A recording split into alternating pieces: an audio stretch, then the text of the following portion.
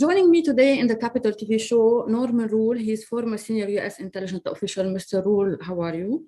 Very well, thank you. How are you? I'm fine. You said lately in your Twitter account, every operation by Israel to prevent Iran and its proxies from developing infrastructure in Syria is now paying off. The international community is also watching what happens when it ignores Quds Force activities and proxies in the region. Do you take side with Israel in this tweet? Can I understand that this is, you have a side with Israel against Palestinians or what? No, and in fact, I think there is the Palestinian people, both in Palestine and those who live in Jerusalem, and the Arab Israelis are among the greatest victims of this tragedy. It's often ignored that when Hamas fires rockets into Israel, say at Jerusalem, there are 368,000 Palestinians in Jerusalem. And statistically, it's impossible to fire such rockets without threatening the lives of Palestinians as well. What I'm trying to say is rather that you have an organization such as Hamas, which is recognized by many countries to include the United States as being a terrorist organization, which has been funded, trained, and armed by Iran. Within the Palestinian... Can I say something? I had David Ottaway, a guest with me. He said that it's a political issue and Hamas is an internal, independent party, and they ruled Gaza in 2007. Do you remember, no? Well, that is true, but that doesn't mean that they're any less of a militant proxy organization of Iran. And from Iraq to Yemen to Lebanon, there is a common thread. They use the same tactics, tools, and in elections, when they take charge, they push out competing partners. David Ignatius, in his article in Washington Post, said Israel has no coherent strategy for the Palestinians. The U.S. should push for a reset. And you retweet this article. I'm sure you read it. So what do you think about it? I did. I believe it's a strong statement, but I would qualify my comments. First, I believe that Israel and the Palestinian leadership neither have a follow-on plan to create conditions that would bring peace to either of their people. And I think this is a great tragedy. The United States needs to engage each of these partners to develop a more robust diplomatic strategy. But I need to be careful here. We can't think that we're going to be able to impose this peace either on the Palestinian leadership or the Israeli leadership. Each of their leaders must make this decision on their own. But we can certainly be part of that, and we should encourage and reward that if possible. Do you think that an Israeli-Hamas conflict is far more manageable than Al-Aqsa confrontations? No, I think each of them are different, and they're conducted for different reasons. In this case, Hamas initiated the rocket fire, likely to increase its influence over what happens regarding Jerusalem. I expect in the near term, if previous conflicts are any guide, that Hamas's popularity will increase for a few months and then settle down. But in the end of the day, this remains for Al-Aqsa an issue that should be decided by the Palestinian people in general, as well as for Jordan and the rest of the Arab people. Al-Aqsa is something which belongs to the region. Yeah, it's like a Muslim country should take care of this problem. And why when religion is in, there is a conflict. Why do you think so? Well, because when religion is in a conflict, people feel it personally, and they feel it in a part of themselves where compromise is not possible. And the Israelis and the Palestinians have been so close to each other that there are such intense passions on each side that I think you've got these very hard positions. I'm not optimistic that we should expect diplomatic progress in the future, but I am certain that without U.S. leadership, that progress will always be elusive. Mm-hmm. Do you think if U.S. and Iran will agree on a nuclear deal, or a new one, the tensions in the Middle East will stop? No, and indeed, I expect in the near term, the tensions will likely accelerate, although the United States will attempt to work with the region to develop some kind of a dialogue with Iran. The return of Iran to international finance and oil sales means that we'll have additional resources to use for exactly such actors as Hamas, the Palestine Islamic Jihad, as well as such groups as Sarayat al-Quds, a Hezbollah-like organization Iran is fostering in Gaza itself. Hezbollah is intervening also in this war. So is any side effect gonna be on Lebanon? Especially, you followed up what the foreign affairs minister said. He denigrates Saudis as Bedouins during a talk show, Al-Harra, insinuating they fund ISIS in his attempt defense of Hezbollah.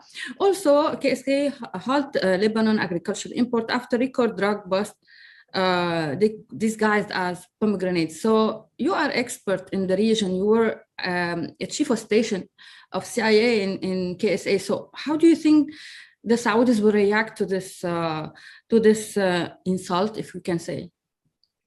Almost every member of the Gulf Cooperation Council has protested to Lebanon, to include the Gulf Cooperation Council leadership itself, for this incendiary commentary. This is the moment when Lebanon needs to rely upon its neighbors for the funding and resources it requires to restore the economic progress that the Lebanese people are badly owed. I think it was a terrible statement. I think it was a dumb thing to say. Do you think it wasn't planned? I can't imagine something like this was planned, but that doesn't mean it wasn't sincerely felt by the minister. And I think that strikes at the core of a different issue. The Saudis, the Emiratis, and others are somewhat tired of putting money into a Lebanese government that doesn't seem to be serving the Lebanese people and has a reputation in the region, correctly or incorrectly, for corruption and mismanagement. So I think this will only contribute to their lack of enthusiasm for supporting the Lebanese government, which is unfortunate because the Lebanese people are therefore victims of this issue. Do you think that Biden administration had any plan or strategy to confront Hezbollah and its terrorism? I believe the Biden administration is likely to seek ways to reach out to all groups in the region. And I think it's not impossible to think that the Houthis, Iraqi Shia elements, and Hezbollah are in this group. But again, the Biden administration's emphasis will not be the Middle East. You said there are evidence that Iran expects a nuclear deal. Can you talk more about it? Sure. Iran has devoted a tremendous amount of resources to revitalizing its oil industry, which is almost certainly in preparation for massive oil sales that it will be able to do once the deal is signed. That's a tangible indication of what is expected. But beyond that, Iran entered negotiations with the United States that publicly said we are against, in the Biden administration, we're against maximum pressure. We want to return to the deal. We're looking for compliance to compliance. So for the Iranians, it's just a question of negotiating a deal that prevents the United States from using sanctions for other reasons. So they've got the possibility of a return to the deal. It's just what's the best deal they can negotiate that's delaying the process. And that could happen relatively soon. Do you think that the division between the Democrats and the Republicans in USA will reflect positively or negatively on the opinion about what's happening between Israel and Palestine? How do you think about this division? Is it dangerous? It's a very important question. And I think it's relevant for your viewers to understand that there is a domestic political component to this. We have watched for the first time in the United States, Democrats, usually the progressive wing, more open in their criticism of Israel. This is unprecedented and likely here to stay. At the same time, we have in 2022 elections for House of Representatives, which is relatively finely balanced. And it is likely, if history is any judge, that the Biden administration will lose seats in that election. So what the Biden administration will want to do now is they will want to defend Palestinian rights while simultaneously standing with Israel so that they can prevent any political blowback from this issue regarding their chances for the 2022 House elections. Mm-hmm. Do you think that the Republican Party, who are pro-Trump, and they can they affected the presence of Cheney, the congresswoman. So, and she's out right now, I think so. So how do you think that the things will go on? Is it for any chance for Trump again to come back to power? Politics in the United States is unpredictable, and I wouldn't be your best voice on that. But what I can say is that we are now a highly partisan and highly charged political society. Social media has made this worse. And I think in the near term, you're unlikely to see any significant changes. For the Middle East, I think what you're going to see is strong support for Israel, strong support for the Gulf partners, strong opposition by Republicans to the Iran deal, and this increased willingness by some Democrats to criticize traditional regional partners. Mm-hmm. Iran's presidential election is scheduled to be held June 18. How do you examine the key takeaways from the election season kickoff? Well, what we're looking at is almost certainly a conservative win. The rationale for that is the supreme leader understands that he's approaching perhaps the end of his life. He has worked hard to architecture a situation where his successor will be cut from his same cloth. That individual is most likely the Justice Minister, Ebrahim Raisi. At the same time, they're going to want a president who is part of that process and who will facilitate a continuation of Iran's political ideology. The two primary contenders for election at present are the Justice Minister, Ebrahim Raisi, who's 60 years old, and the Parliament leader, Ali Larijani, who is 62. Each of these individuals are conservative. They're the most likely winners, most likely leading candidates for election. But Iranian politics is also difficult to predict. But at this point, I would say the leading contender is likely Ebrahim Raisi, who ran unsuccessfully in the last election. Do you think that the policy of massive tension was working more than now when we are negotiating with Iran? So I had a guest, Lincoln Bluford. He said that this election is not legal because the regime is oppressing people. So do you have any opinion on this? No, he is correct. And in fact, it is often said that while Iran's elections are free, anybody can vote in them, they're not fair. There are currently more than 592 people who have applied to run for president in Iran. The Guardians Council will almost certainly disqualify the vast majority of them, including such individuals as previous president Ahmadinejad and the grandson of Khomeini himself. So the elections are not fair. It's a fixed election, but you're free to vote for whichever of the candidates the regime feels it can count on in its position. So it is as your previous guest stated. Gulf countries, including the UAE, Bahrain, and Saudi Arabia, issued a strong statement condemning the violation of the holy places, calling for Israel to respect their sanctity and reiterating strong support for the right of Palestinians to an independent state with its capital in East Jerusalem. What do you think about it? I think it's consistent with their long-held positions. I'm not surprised. I think it's exactly what they and their people wanted them to do.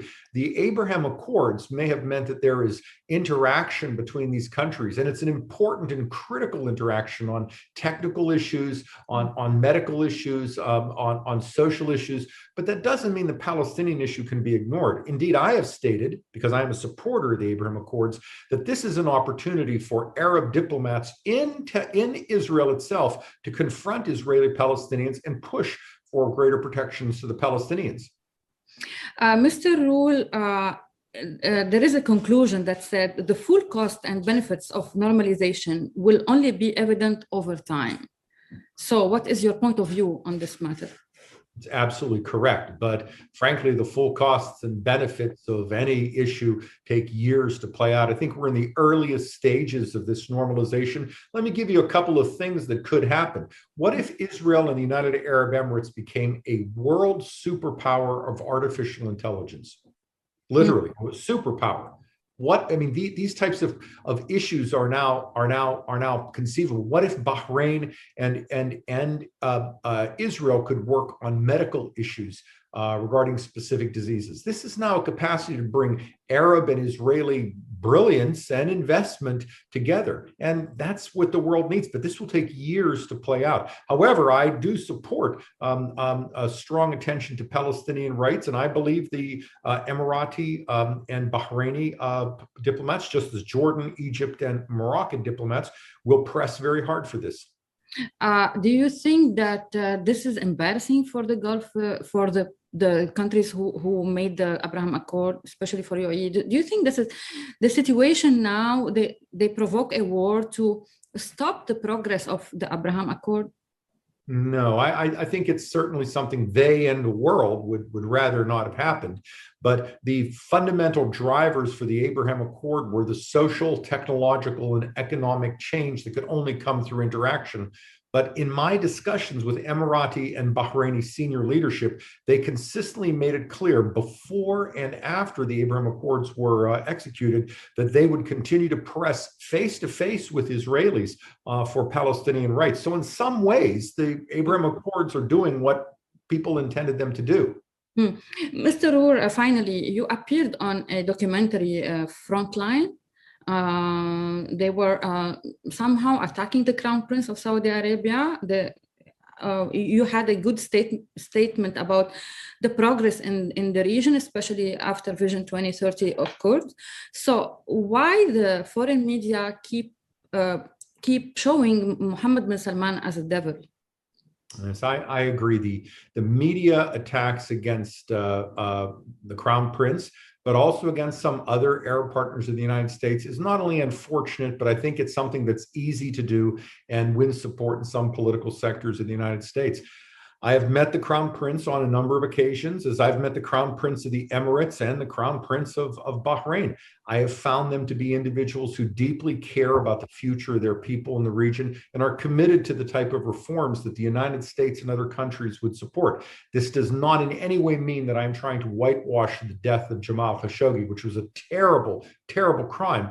But we shouldn't have that one terrible crime destroy all hope for the regional transformation that can only come about when countries like Saudi Arabia and the Emirates, with their economies and their geographies, push out reform into the region, to include on women's rights. Thank you, Mr. Norman Roule, for being with us. Thank you for your time. My pleasure. Thank you very much.